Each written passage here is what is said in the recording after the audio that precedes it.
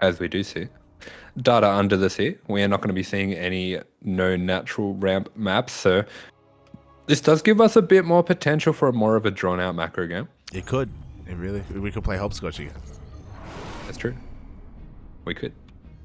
As we do have a spawning in the top right-hand corner of the map. Once again, for Dragon Phoenix Gaming, this is our red Protoss, the Chinese player. It is Jieshi.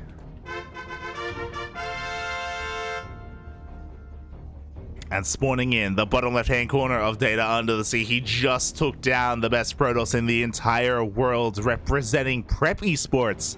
It is Classic.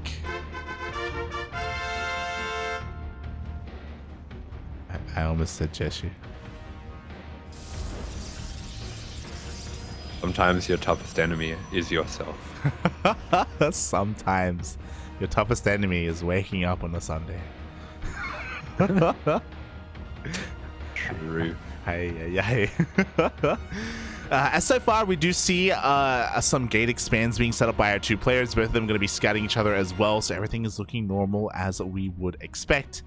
We will not be playing hopscotch, not under the sea, not underwater. Yeah, we do see some crabs being scared and scuttled around. We do see these scouts coming in, so will there be a Nexus block there as well? We'll be seeing the pylon going down. Will we be seeing the cores, the zealots, the void rays, the shields, the guns, the gun shields, triple gun shield, the invincible shield that can't be stopped. But no, we see a Nexus. Yeah, we see a Nexus being thrown down by Classic. Meanwhile, Jeshi's having a harder time. We did see Classic even cancelled his own pylon, and he's still just being as annoying as possible. The longer this goes on, Jieshi, we got to be throwing down that Stargate or any kind of tech structure soon. Yeah, we do see the Zealot is forced out as well, so quite a few little advantages already being eked out by Classic. Not having to make that Zealot, not having to have his Nexus really delayed much at all. It's going to be on Jieshi to get a little bit of counter damage to make up for this. Yeah, exactly. He does finally throw down his Nexus here, but unfortunately he's just going to straight up be a little bit behind. He doesn't have an advantage of tech like you otherwise would have if you are delayed. He doesn't have a Stargate, doesn't have a Robo, doesn't have additional gateways here, and the probe is still alive a little bit longer. Jieshi chronoed out that Stalker to try and make sure he shuts down the scouting. Yeah, that's right, and we do see even as he goes into this 100 gas, not throwing down anything just yet, so I think it will be a Stargate now, as we do see a little bit of a proxy pylon that, unfortunately for Jieshi, is going to be scattered here. He's going to commit. There is no other way. He throws down a gateway, and Classic sees everything. A couple more gateway units are moving out across map. Classic is going for his defensive Robo as a response. Yeah, that Robo going down immediately after scouting this proxy, and it does look like this is going to be maybe just a 4-gate coming out to punish for Jieshi, but yeah, having had this scouted, if that Immortal comes out, if some shield batteries come out, it's going to be pretty tough to make this work. We do see Zealot kind of pushing back the Stalkers there. The second battery already going up here for Classic, so already prepared for the attack of Jieshi. Yeah, I mean, at least Jieshi was able to keep this pylon alive. I thought that maybe it would go down, but in the end he was able to keep it alive. But maybe I spoke too soon because the Stalker is going to fall. The second Stalker is going to fall not too shortly afterwards. We have a couple of reinforcements coming in, but is it going to be enough? Yeah, really nice micro coming out from Classic is just going to take a lot of the sting out of this push already. Jieshi going to try to intercept this Classic Stalker on the way back, but it will get back in time to the safety of the shield battery. And with this amount of Stalkers, doesn't really have the one-shot potential to DPS through the shields. Yeah, exactly. The shields are going to be strong enough here for Classic. Jieshi, as a response, is throwing down a Stargate back at home. Is this going to be a little bit too late? We will see. So far, he's going to be able to keep the pressure up, but now the Immortal is out. Thankfully, he has a couple of these Adepts, and the wall is not a wall. The Adepts are going to be able to pull apart Classic. Yeah, nice little adaptation with the Adepts. He's going to be able to get a little bit of probe damage here just to make up for not quite making the build work just yet, but the Stalkers are going to clean this up, and this only puts him further behind. Exactly. I mean, Classic down to 32 probes. Like, Jieshi was able to deal some decent economic damage there, but He's gonna lose this pylon. He's gonna lose the gateway as well. The immortal count is getting higher and higher, and Jieshi doesn't have blink. He does have a Stargate. I feel like we need a Void Ray soon because counterattack is imminent from Classic. Yeah, we do see Jieshi just doubling down on these adepts here, trying to force Classic to stay home, but in the process, he's going to be losing them. So while he has bought himself a little bit of time across the map with the potential of these adepts, it's not going to be enough. Classic still building up his force, getting that war prism as well. He's going to have a very strong counterattack headed across the map right now. Yeah, and back at home, we do have Void Ray production. The first Void Ray will come out just in time. Jieshi setting himself up for a third base. He's crazy, puppy. But Classic likewise is also looking to expand and take his own third. Can Jieshi hold on to it, though, against this ground army? I'm not too certain here. Okay, it's going to be close. Yeah, Jieshi realizing that he has to be a little bit aggressive to get himself back into this one, but with that Void Ray going down, there is really not much potential for taking out these Immortals. Good micro with the Prism, just pulls back that damaged Immortal. He's going to be keeping that one safe, and the Stalkers themselves outnumbering the Stalkers of Jieshi.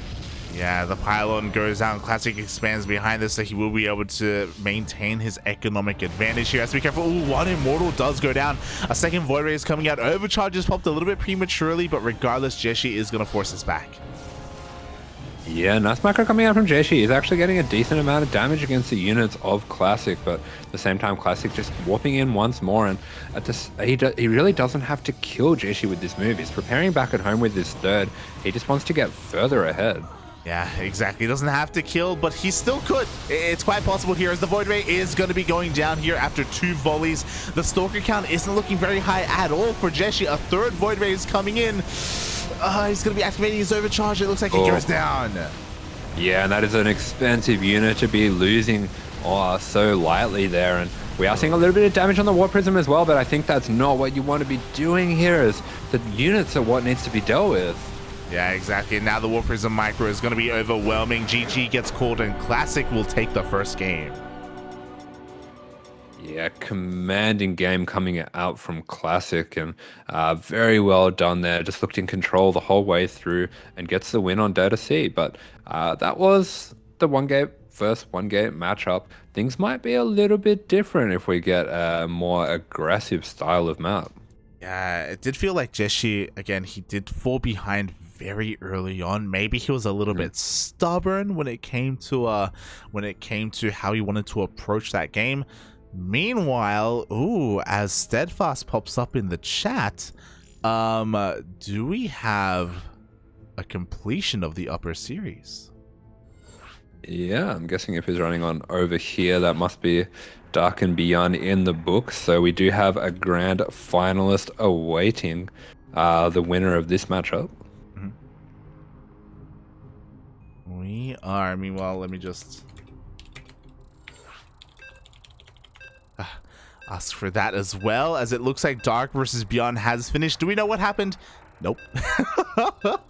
We have no idea, but Steadfast, I'm sure, will update us shortly with what was going on in that upper series. Honestly, I'm surprised. It felt like a short series. Yeah, it must have been relatively quick. I guess TBT was extremely quick. True. Oh my god! And we have an update. Papi, we thankfully casted Terrans earlier because there are no Terrans left. I'm not surprised. Aye.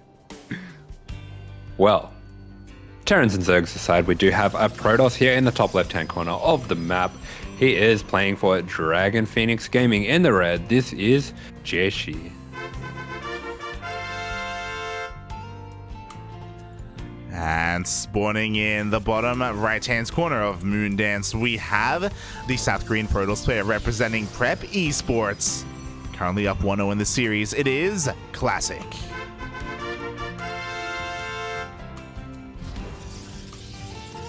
Zerg's just gonna win it all. They always do. So you were just looking at the history of ESL Open Cup Asia. What are you talking about? Yeah, Duck won every single one. He won it all, Papi. Look, whenever a Zerg won, it was Dark, okay? Just saying. Or Solar. Or Solar. Aye, aye, aye. That's it though. Oh god, but yes, we'll see how this opens up here. We do see 2 gate openers, and what are we going to be seeing from our 2 players, Asher? Yeah, as we're talking about, probably on different maps, we're not going to be seeing the 1 gate again. We are going to be seeing more aggressive builds coming out, which I have to think does give Jieshi a little bit more of a chance for victory here. But which units will he make? I think Jieshi's going to go for 2 stalkers. Okay, I'll guess the other one. And Classic's gonna go Sentry Stalker. Sentry. Okay, I think double adept, and I think double stalker for Classic. Oh, Let's go! what a gamer. I told you, mate. My brain. It's just. Turtles confirmed. I'm an ape. You said it. Oh my god. The logic was that I think that Jieshi was maybe a little bit, I would feel a little bit frustrated after that last game, especially the opener, and he wants to turn the tables. We saw him have a little bit of success with his adept control in the last game, getting a lot of probe kills, so I think he wants to try and capitalize on that a little bit here, but he only commits to 2 adepts, doesn't go up to 4 or 6. Yeah, interesting. We are seeing very quick robos out of both players, so it's starting to look like it will be a 3-gate robo coming out of both of them. Speaking of, Classic does go for that 3rd gateway. Yeah, both players going for the 3-gate robo. I do have to worry a little bit for Jieshi here. If he doesn't get damage with his adepts, being down 2 stalkers in the 3-gate robo mirror is not going to be good for him. It really isn't. We are forced to recall here. He doesn't get a scout of the main base either. He does keep all of his adepts alive at least, and has the potential to slip on past the defenses once again. Oh boy, but the Immortal production has started. Actually, Jieshi starts the Immortal Classic going for the Prism. Yeah, so typically with that build, with the 3-gate robo build, if you're the aggressor, you want to just go Stalkers and Warp Prism. I know this because it's the only PvP build I know, and I just like win all my games with it. It's disgusting. It's so good. But Jieshi, realizing exactly what he's up against, he's going to take the role of the defender, and so instead of having the Warp Prism for aggressive potential, he's going to make Immortals and Sentries and look to expand. Yeah, and I wonder how this is going to play out. I kind of want to give the advantage to the defender, but it also depends a little bit here on the control. It depends on whether or not we get shield batteries up and running. We have 1 shield battery in the main base, none here in the natural. And Classic, of course, with the power of this Warp Prism, doesn't have to commit to a fight at the natural base. He can slip into the main as Jieshi is moving a little bit out of position. Yeah, just gonna be scanning around a little bit, wants to see if he can find any proxy gateway, which is one way that you would often do this build. Instead, we are gonna be seeing 4 stalkers into the main, so just looking for probe damage here. They can one-shot through the shield battery. Yeah, they can, and they will. 4 probes are going to be going down. 5 probes as well. The Warp Prism is a little bit exposed. It's going to take 1 volley here from these stalkers, but going to be able to get out just in time. Yeah, really nice micro coming out from Classic. It's just going to be able to take out those 6 probes, get out of there without any hull damage, and getting his own Sentry Immortal back at home. So both players preparing defensively, but Classic the one getting damage. Yeah, and I feel like based off the previous PvPs we've seen from Classic, I do think that he intends to just go for a follow-up push with these Immortals. He was able to scout the Warp Prism, so he's waiting here to receive. Yeah, does have his units in position. He's going to be able to deflect this. Actually, Adepts coming out. The Adepts can do a lot of damage to these sentries. Yeah, they can. 1 sentry goes down, forces out a force field as well. At the same time, Classic tries to find a way in with his own prism, is unable to break the defenses of Jieshi. And I'm waiting to see who blinks first. There we go. Classic expands. Yeah, I love this from Classic, considering that he got probe damage and didn't really take any either. He can take the role of the economic defensive player. At the same time, Jieshi actually finding a way in with his Adepts is going to be able to start getting some probe damage. Oh, and this is pretty substantial. 4 probes are going to be going down. Can we get 5? Can we get 6? We can get 4. Regardless, nice damage nonetheless. And I was curious, so Classic is going to go more economic. He's going to try and transition out. Jieshi is doubling down with the Robo Bay. Yeah, Jieshi going all out with the aggression here. Realizes that he's too far behind with those probes that he's lost with the delay on his Nexus as well. So he's going to be trying to go all in with disruptors, I suppose. Yeah, we should. He's gonna be crazy if he makes a Colossus. That wouldn't make any sense at all. But we'll see what happens. Right now, he slips in once again with his Adepts, and look at that probe count. Look at that probe lead. Yeah, really nice damage though coming out from Jieshi. Actually, he's been very effective with the Adepts lately, in these last 2 games, sorry. Yeah, he really has. And there we go. The Disruptor is going to be on the way, as well as Warp Prism Speed. Classic can make up for these losses, by the way, because he has a second Nexus for double probe production. But again, he's going to be spending money on probes. And oh my god, the Prism!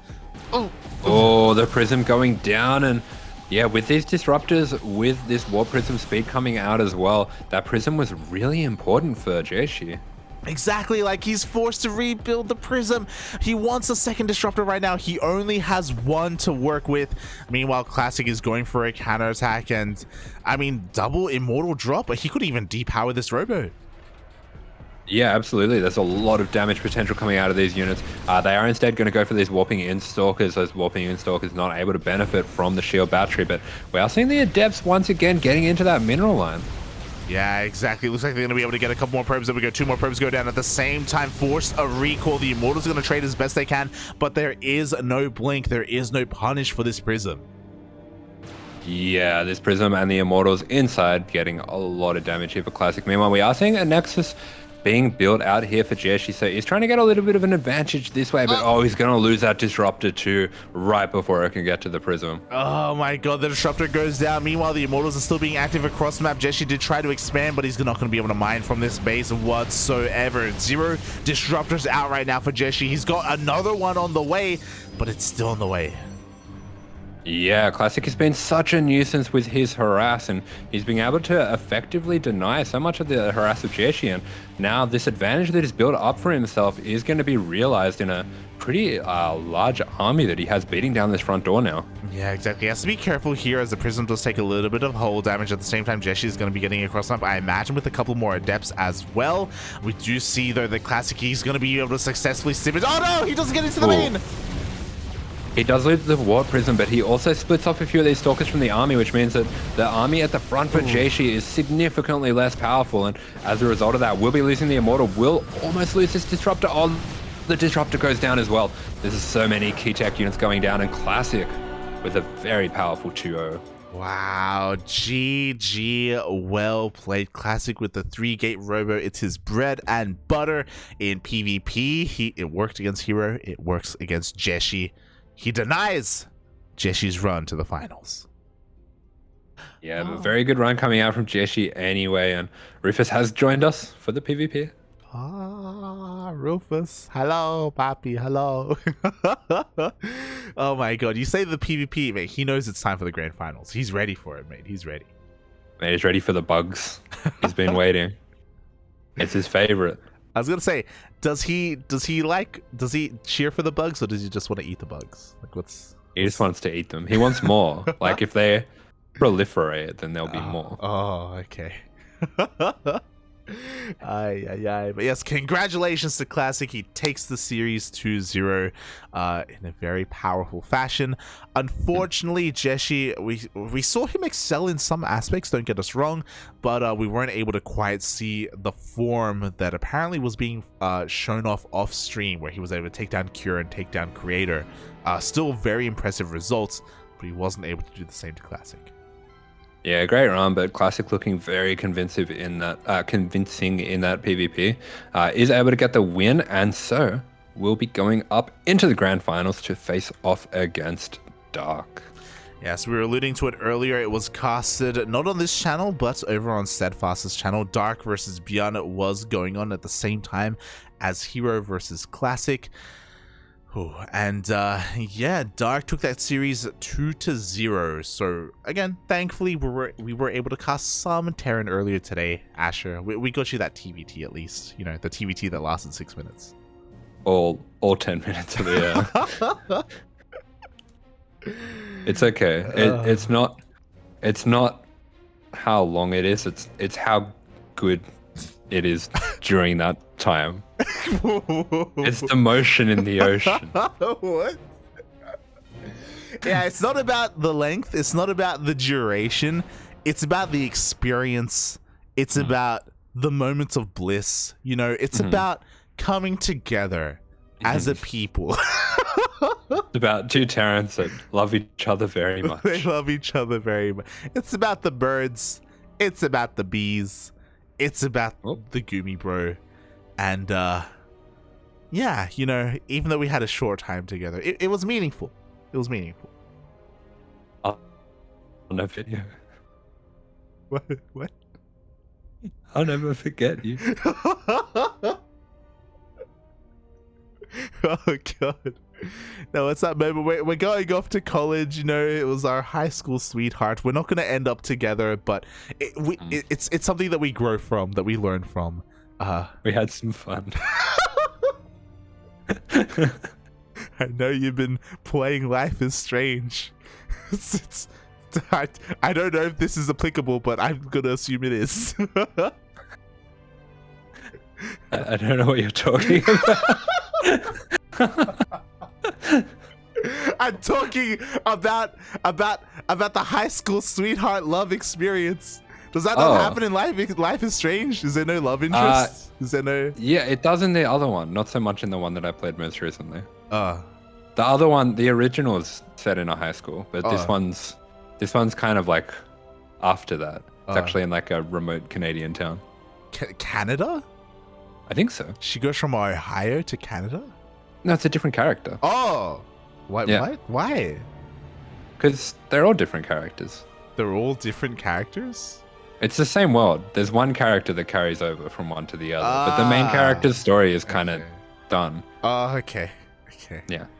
Look, I've only seen like the first hour of Life is Strange. I don't. Okay. I actually don't know what it's about. I know there's a butterfly. I know she's like she's like Hiro Nakamura from Hero, right? From Heroes.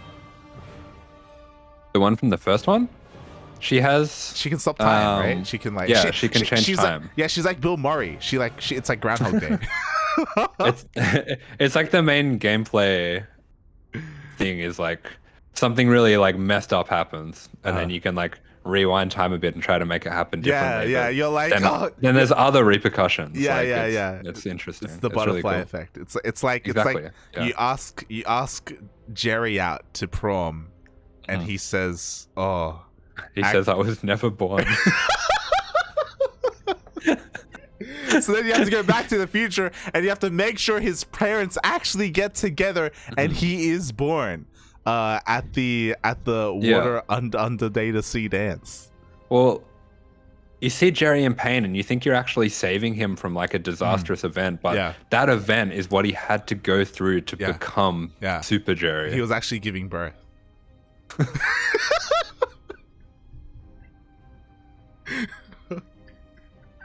We're getting ready for the grand finals, everyone. We're just gonna be setting up here. As a reminder, the grand finals are gonna be a best of 5. We are gonna be setting up predictions, though. Who is going to be this week's champion? We have on the side of the Zerg Dark, on the side of the Protoss Classic.